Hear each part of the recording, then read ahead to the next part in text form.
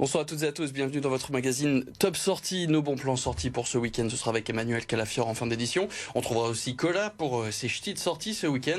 Et d'abord, Noël, c'est forcément sapin, cadeaux, famille, amis. Mais on va parler cuisine et recettes aujourd'hui avec Annie Co. Nous recevons son auteur, Annie Passage. Bonsoir. Bonsoir. Et pour mener avec moi cette interview en plateau, Xavier Silly. Bonsoir Xavier. Bonsoir Vincent et bonsoir, bienvenue Bonsoir.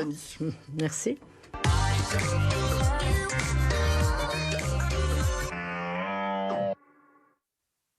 Annie Passage, donc vous êtes l'auteur de ce livre Les recettes d'Annie Co. C'est en fait Co, c'est parce que vous l'avez écrit avec des amis, des connaissances et même des membres de votre famille avec qui vous avez échangé des recettes pendant le premier confinement. Est-ce qu'on peut parler d'un résumé de tous ces nombreux échanges que vous avez pu avoir? Oui, d'abord c'est une très belle aventure humaine. Je pense que c'est pas seulement un livre de recettes et effectivement le fait d'avoir partagé des recettes pendant le confinement et dans un contexte un peu difficile, nous a abouti effectivement à faire un livre de recettes qu'on n'aurait jamais imaginé. Voilà, chacun de nous, pendant ces périodes de confinement, on a essayé de trouver des choses à faire. Vous, c'était la cuisine, c'était un moyen de vivre un peu mieux ce confinement? Oui, tout à fait. Et je pense qu'effectivement, on a fait la cuisine midi et soir, ce qui n'était pas courant quand les gens, effectivement, sont pas chez eux le midi, vont manger au restaurant. Et donc là, les gens ont partagé en famille. Et effectivement, le besoin s'est vite créé de dire, tiens, et si on partageait? Et effectivement, ça a été le point de départ. Et justement, on partage entre amis, oui. Sur un groupe WhatsApp, parce que forcément, on ne pouvait pas se rencontrer directement. Forcément. Et du coup, c'était sur ce réseau social. Comment ça s'est passé un petit peu, ces échanges de recettes? Écoutez, assez naturellement, j'ai d'abord fait une recette lors d'un passage d'amis. Et puis, finalement, j'ai partagé cette recette en me disant, tiens, les autres sont confinés. Donc, on va partager ces recettes. Et de jour en jour, je voyais tous les matins arriver sur mon WhatsApp et sur WhatsApp commun une recette et puis une autre. Et moi, je me forçais effectivement à en mettre une ou deux tous les jours, tous les 2 jours, pour justement alimenter ce partage qui permettait à vos amis de dire ah bah oui, c'est sympa, t'as fait ça. Justement, j'ai l'impression qu'on retrouve un petit peu le concept de recettes qu'on retrouve sur Internet, notamment sur des sites très célèbres de partage de recettes.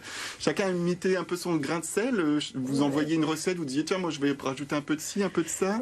Pas vraiment, c'était plutôt des recettes familiales ou des recettes habituelles que l'on faisait en famille et qui fait que chacun a créé aussi des recettes là ou a pris des recettes de ses parents, grands-parents.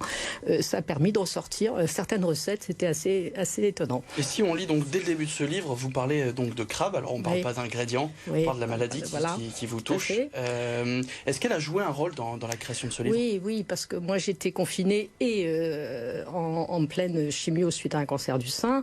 Et effectivement, quand c'est comme ça, on a tendance à rester chez soi allongé, dans un canapé, etc. Et là, tous les matins, je me disais, qu'est-ce que je fais comme recette ce soir?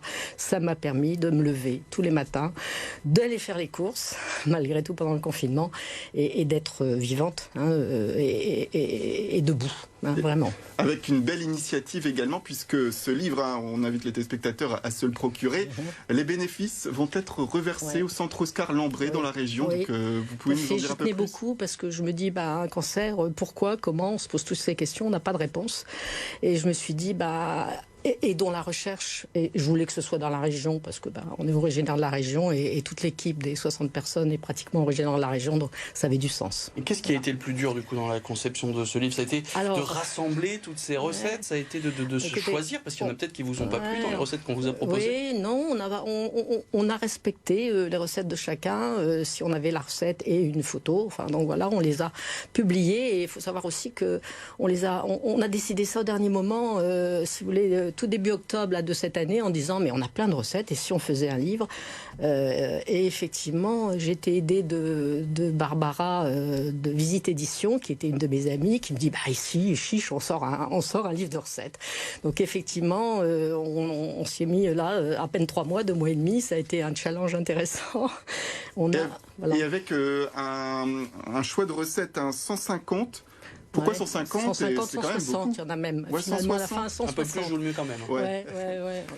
Pourquoi autant Parce comment qu'on on en fait la avait sélection? au moins 200 à 300 et effectivement, bon, on a appris les recettes où chacun a mis son initiative, m'a renvoyé la recette en disant c'est bien celle-ci, je mets celle-là. Et puis on a un vrai mélange, hein, je le redis, mais on a un vrai mélange de recettes, des soupes qu'on fait en famille, avec des soupes même du Nord, aux endives, je vais dire aux orties, et puis aussi beaucoup de desserts, parce que beaucoup de tartes, parce que je pense que dans la famille on fait plus de tartes en dessert. Et effectivement, c'est le hasard des partages, et j'ai vraiment respecté le choix de chacun. Est-ce qu'il y a peut-être d'autres éditions prévues d'Annie & Co et de ces recettes pour l'avenir? Pour l'instant, on vient de finir, on verra. Le site existe toujours. On n'a plus de période de confinement, donc il y a un peu moins de partage, hein, ce qui est logique. Les gens travaillent ou sont occupés. Donc, mais on verra, pourquoi pas. On y réfléchit avec Visite Édition sur peut-être un truc en ligne. Voilà, on verra. C'est dans les projets. Un beau projet en tout cas oui, aujourd'hui et également peut-être revenir sur le format puisque c'est un carnet à spirale qui doit être édité. Hein. Oui, c'était là aujourd'hui on a sorti 1000 exemplaires qui sont déjà partis à notre environnement, hein, donc des 60 et autres, et donc le prochain là qui est en train d'être édité sera spirale pour que ce soit plus pratique. Hein. En cuisine, on a besoin de poser son livre et pas tenir quelque chose, et donc on a dit voilà, côté pratique, on n'a pas pu le faire pour le premier tirage, mais pour le deuxième, ce sera comme ça. On retrouve où alors les recettes d'Annie & Co? On le retrouve alors sur Visite Édition, sur un site, je ne sais pas si vous pourrez le mettre en ligne, visitedeco.com-boutique. Il est en ligne, il est accessible pour commander dès maintenant. Et il coûte donc 17,50 €. Merci beaucoup Annie Passage d'avoir été avec nous pour présenter ce livre, Les recettes d'Annie & Co.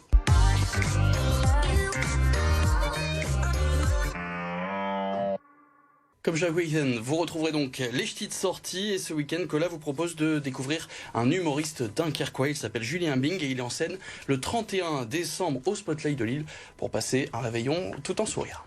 Vous savez que vous êtes tous montés sur scène à un moment ou un autre de votre vie? Ça a été... Alors vous allez me dire quand, où? À la kermesse de l'école. Vous vous souvenez de votre première danse, vous? Moi, je vais quand même vous la rappeler.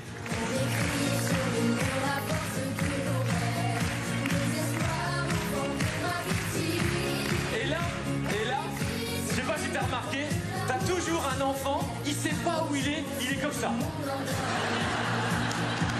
L'histoire de ce One, c'est toutes les vérités qui dérangent, c'est ça le fond du truc? C'est de mes origines dunkerquoises à mon arrivée sur scène, mais aussi être parfait aux yeux de cette époque qui voudrait qu'on le soit, quitte à se mentir un peu à soi-même. Et voilà, je développe ça un peu en 7 chapitres avec les vérités un peu qui dérangent, comme le fait qu'on ne dise pas toujours la vérité à sa copine, ou même moi j'ai un filleul, à mon filleul qui me demande s'il a bien dansé à la fête de son école.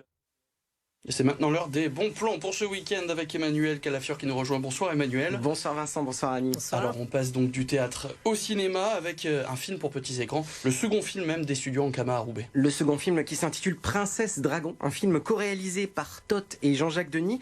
Alors Princesse Dragon, c'est la rencontre entre une princesse forcément, et puis aussi Poil, c'est une petite fille avec de longs cheveux verts qui est sortie d'un œuf de dragon. Oui Vincent, une petite fille qui est née d'un œuf de dragon, c'est particulier, mais c'est un film sur l'acceptation de la différence et cette lutte éternelle entre le dragon et les hommes. C'est un film tout public qui n'est pas en 3D, on retourne à l'animation traditionnelle. Et comme chaque vendredi depuis mi-novembre, Emmanuel, vous nous proposez les plus beaux marchés de Noël de la région, et cette fois-ci, on part directement dans les Flandres. Ah oui, direction la Grand Place de Bailleul qui se transforme en fête foraine totale. 3 pistes de luge, de l'escalade, mais également de l'acrobranche. Toutes ces animations ouvrent dès demain et ce sera donc tous les jours de 14h à 20h. Vous allez pouvoir en profiter.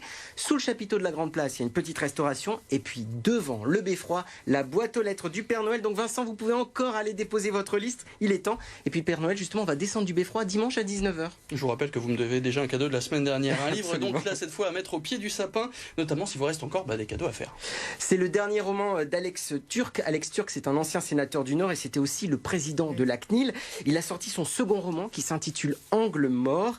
Alors c'est un peu une histoire particulière puisqu'on retrouve le commissaire Coblence qui revient pour épauler le patron de la brigade criminelle lilloise dans une affaire qui va mélanger des meurtres qui se sont déroulés à Paris et puis les fameux noyés de la Deule. C'est un polar haletant assez particulier et surprenant, je peux vous le dire, parce qu'on est plus dans la recherche et dans l'intellect que dans l'action. Et puis c'est un événement chaque année, le 26 décembre, on va à... On va à Bertin. À Bertin pour la transhumance. Alors c'est une petite balade, le 26 décembre, rien de tel pour digérer les repas des fêtes. Alors pendant 2 ans, cette transhumance n'a pas eu lieu parce que normalement c'est à la Pentecôte et puis il y avait les consignes sanitaires qui empêchaient ce rassemblement. Et Dominique Delabroix, le berger de la transhumance de Bertin, ne veut pas attendre 2022, donc il propose le lendemain de Noël de suivre cette transhumance qui va démarrer à 16h30 du Mont des Cats. Une transhumance, donc un cortège au flambeau qui descend du Mont des Cats pour rejoindre le centre du village de Bertin. Vous pourrez retrouver la crèche vivante. Toutes les précautions de sécurité sont prises, ne vous en faites pas. C'est la première fois en fait qu'elle aura lieu où il fera vraiment nuit. Mais il y aura surtout à 18h30 le traditionnel lâcher de lanterne, un moment féerique et magique pour les fêtes de Noël. Merci beaucoup Emmanuel donc pour ces bons plans pour ce week-end et même un peu plus. Et surtout forcément, joyeux Noël et très bonne fête à toutes de et fin à d'année. tous. À partir de lundi, vous retrouverez les best-of de ce premier début de saison de vos magazines. Lundi, ce sera donc le Planète Local. Évidemment, on vous souhaite à toutes et à tous de très belles fêtes de fin d'année sur nos antennes BFM Grand Lille et BFM Grand Littoral.